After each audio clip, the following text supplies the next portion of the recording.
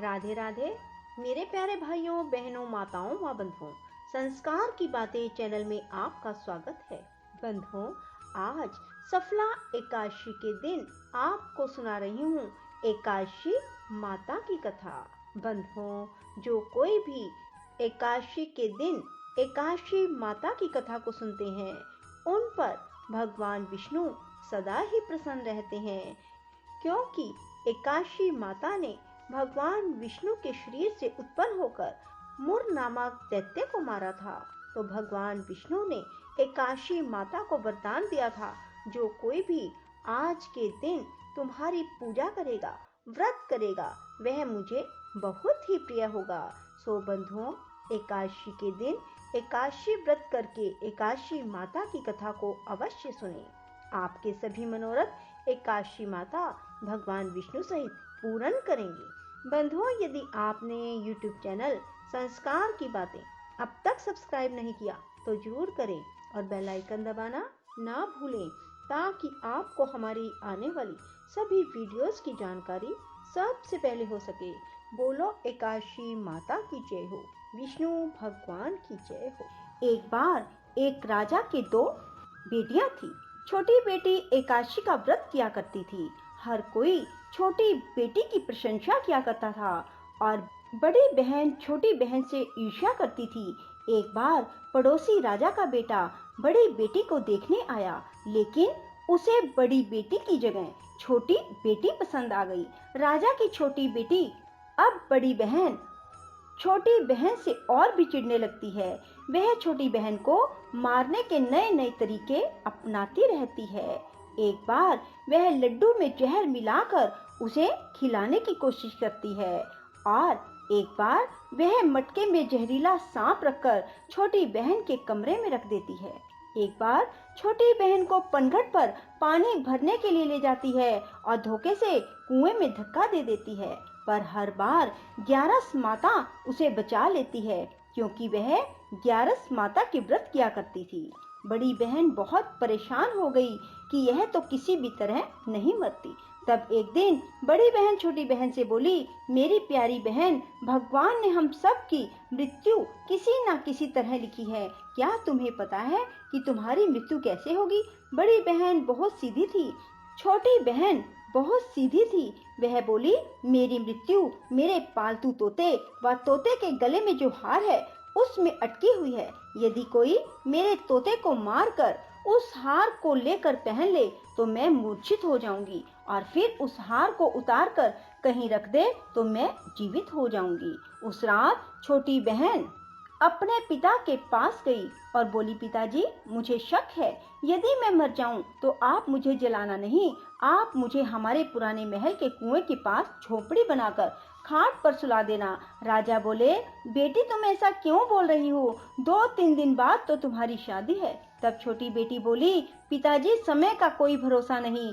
इस तरह शादी वाला दिन भी आ गया। शादी वाले दिन बड़ी बहन छोटी बहन के पालतू तोते को ढूंढती है, पर वह उसे कहीं नहीं मिलता। तभी दरवाजे पर बारात आ जाती है। वरमाला का कार्य संपन्न हो जाता है। फेरों की रस्म शुरू हो जाती है। उधर बड़ी बहन तोते को ढूंढ लेती है और वह उस तोते को मार देती है। वहीं छोटी बहन के 3.5 फेरे राजकुमार के साथ पूरे हो जाते हैं। तभी छोटी बहन मूर्छित होकर गिर जाती है। उधर बड़ी बहन तोते के हार को खुद पहन लेती है। तब फेरों में सभी घबरा जाते हैं। सभी बारातियों में हलचल मच जाती है कि राजकुमारी को क्या हुआ। सब डर जाते हैं। तब राजा वैद्य हकीमों को बुलाते हैं। छोटी राजकुमारी को महल में ले जाकर लिटा दिया जाता है। वैद्य और हकीम राजा से कहते हैं, राजकुमारी ना मरी है ना जीवित है, हमने ऐसा पहली बार देखा है। तब राजा उनसे कहते हैं, बाहर जाकर बोलना कि राजकुमारी बेहोश है, अभी थोड़ी देर में ठीक हो जाएगी। यदि तुम ऐसा नहीं कहोगे तो मैं तुम्हें फांसी दे दूंगा। बेचारे वैद्य हकीम राजा के कहे अनुसार बोल देते हैं।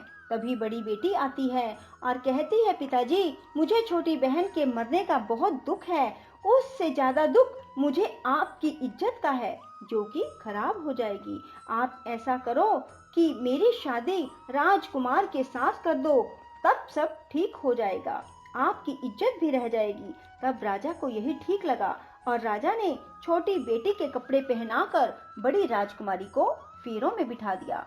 पर राजकुमार ने मना कर दिया, कहा कि यह मेरी पत्नी नहीं है। मेरी पत्नी जब बोलती है तो उसके मुंह से फूल झरते हैं। लेकिन सबने समझा बुझाकर उससे 3.5 फेरे लगवा दिए। बड़ी राजकुमारी ससुराल आई तो राजकुमार ना तो उससे बात करते थे, ना उसके हाथ से पानी पीते थे, ना ही उसके हाथ का बनाया हुआ खाना खाते थे। राजकुमार ने मन ही मन सोचा, मैं पता लगा कर रहूंगा कि मेरी पत्नी के साथ क्या हुआ। एक दिन राजकुमार दुखी मन से घोड़े पर बैठकर जा रहे थे कि घोड़ा वहीं जाकर रुका जहां राजकुमारी की अधमरी लाश को रखा गया था। राजकुमार ने मन ही मन सोचा कि घोड़ा यहाँ किस कारण से रुका है, कोई तो वजह है जो यहाँ घोड़ा रुक रहा है। तब राजकुमार घोड़े से उतरकर पुराने महल में गए। वहाँ एक चौकीदार था। राजा ने पूछा, यह महल किसका है?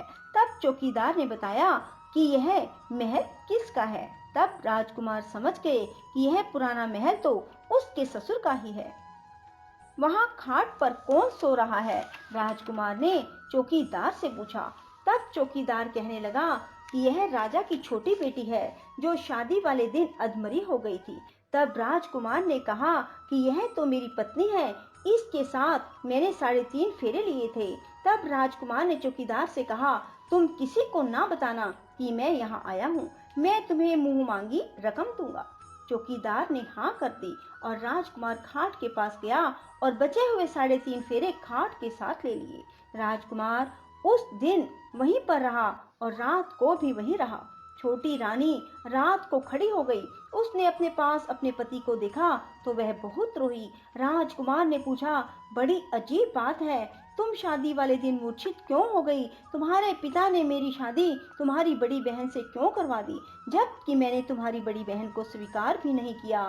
तब तुम मुझे पूरी बात बताओ। तुम दिन भर तो मूर्छित थी, अब रात को जीवित कैसे हो गई? इसका भी राज बताओ। तब राजकुमारी ने अपने पति को तोते और हार वाली सारी बात बताई। यह भी बताया कि यह बात मैंने अपनी बड़ी बहन को बताई थी। एक बार मेरी बड़ी बहन ने मुझसे मेरी मृत्यु का उपाय पूछा, तब मैंने उसे पूरी बात बताई। मेरी बड़ी बहन मुझसे बहुत ईर्ष्या करती थी। उसने कई बार मुझे मारने की कोशिश की, पर ग्यारस माता ने मुझे हर बार बचा लिया।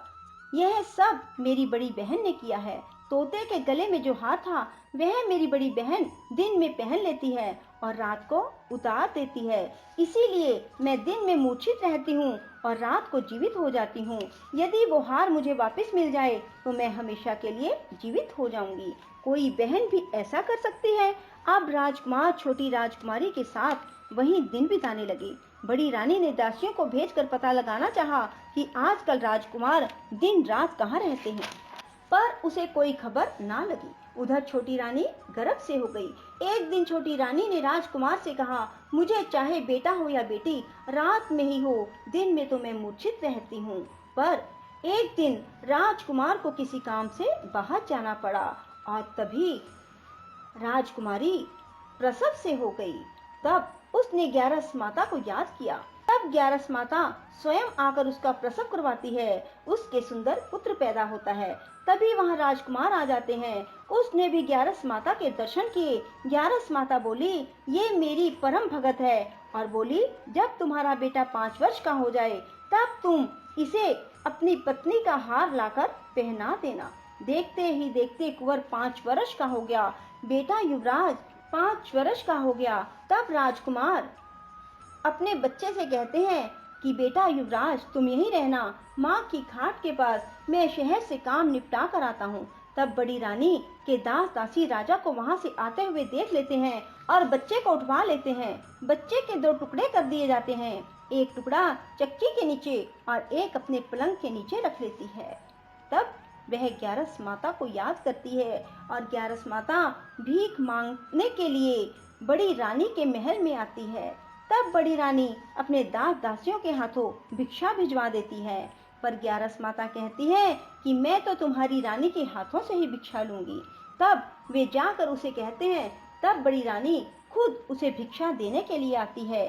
तब ग्यारस माता बिल्ली का रूप बनाकर अंदर जाती है और उसके बच्चे के जो 2 टुकड़े होते हैं उन्हें इकट्ठा जोड़ देती है और उसमें प्राण फूंक देती है और उसे लेकर चली जाती है। राजकुमार कुंवर को लेकर महल में जाते हैं और कहते हैं, रानी, ये बच्चा मेरी दूर के रिश्ते की बहन का है। यदि तुम इसे प्यार से रखोगी तो शायद मेरा दिल भी तुम पर आ जाए। तब बड़ी रानी कुंवर को लाड प्यार से रखती है। तब एक दिन राजकुमार अपने बेटे से कहता है कि तुम अपनी मामी से हार मांग लो, हम ये हार लेकर तुम्हारी माँ के पास चलेंगे, पर ये बात अपनी मामी को मत बताना। कुंवर बोले, मामी मामी, मुझे अपना ये हार दे दो। एक बार तो रानी जवाब दे देती है, पर फिर उसे ये बात याद आती है कि जब राजकुमार ने उसे कहा था कि यदि तुम बच्चे का ध्यान रखोगी तो मेरा दिल तुम पर आ जाएगा। तब बड़ी रानी कुंवर को हार दे देती है। कुंवर उस हार को लेकर अपने पिता को देते हैं। आज हम आपके हाथ का बना हुआ खाना खाएंगे, हम आते हैं, तुम खाना तैयार करो। बड़ी रानी बहुत खुश हो जाती है कि आज मेरे पति मुझसे खुश हैं। तब राजकुमार छोटी रानी के पास जाते हैं। बड़ी रानी उधर बहुत खुश होती है। तब राजकुमार छोटी रानी को वो हार पहना देते हैं और छोटी रानी जीवित हो जाती है और महल में छोटी रानी और बच्चे को लेकर आते हैं और बड़ी रानी को अपने ससुर के यहाँ छोड़ने के लिए चले जाते हैं और उन्हें सारी बात बताते हैं। उसके ससुर भी इस बात में शर्मिंदगी महसूस करते हैं और कहते हैं, ये मेरी परवरिश में ही कुछ ना कुछ कमी रही होगी। और ग्यारस माता की कृपा से छोटी रानी के भाग जाग जाते हैं। हे ग्यारस माता, जैसे आप छोटी बेटी पर प्रसन्न हुई वैसे सब पर होना। कहते सुनते हुंकारा भरते सब पर अपनी कृपा बरसाए रखना। बोलो ग्यारस माता की जय। राधे राधे, जय श्री कृष्णा। बंधुओं, यदि आपको हमारी वीडियो पसंद आए तो इसे लाइक करें और शेयर भी जरूर करें। साथ ही हमारे चैनल को सब्सक्राइब करना ना भूलें।